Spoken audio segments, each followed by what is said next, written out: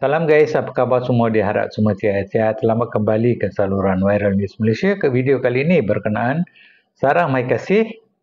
Ya guys, pasal Sarah Mai Kasih yang kerajaan berikan 100 dan juga 200 masing-masing.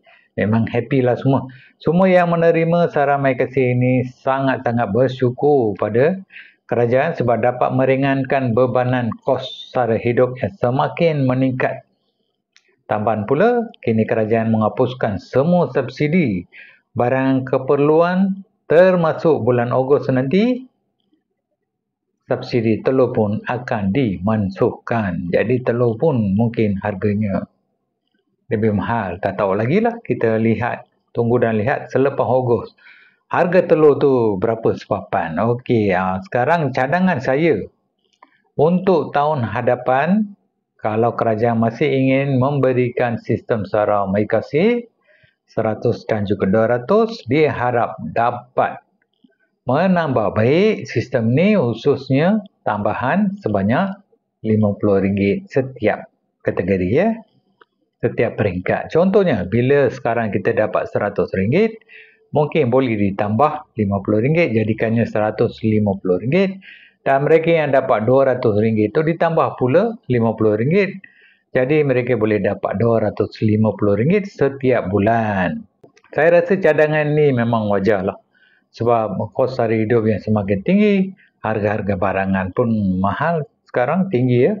Jadi RM100 setiap bulan walaupun kita bersyukur, tapi kerajaan, saya rasa kerajaan boleh menambah baik, tambahkan RM50 ke RM100. Tapi cadangan saya RM50 pun dah mencukupi lah.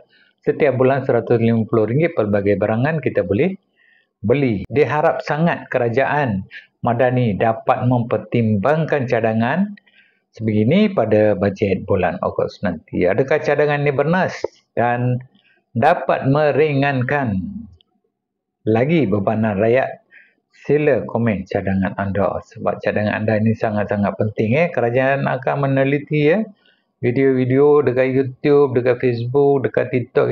Kalau ada cadangan-cadangan yang benar, mereka akan mempertimbangkan cadangan tersebut.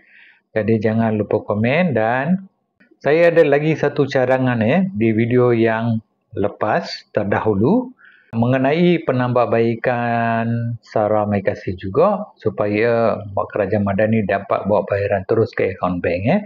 Nanti anda boleh melihat video tersebut, menonton video tu dekat atas ni ataupun link kat deskripsi di bawah ya. Okey guys, sekian, terima kasih dan juga jumpa lagi di video akan datang. Dan juga kalau member-member yang belum lagi like, share dan juga langgan saluran Viral News Malaysia, sila share dan juga langgan.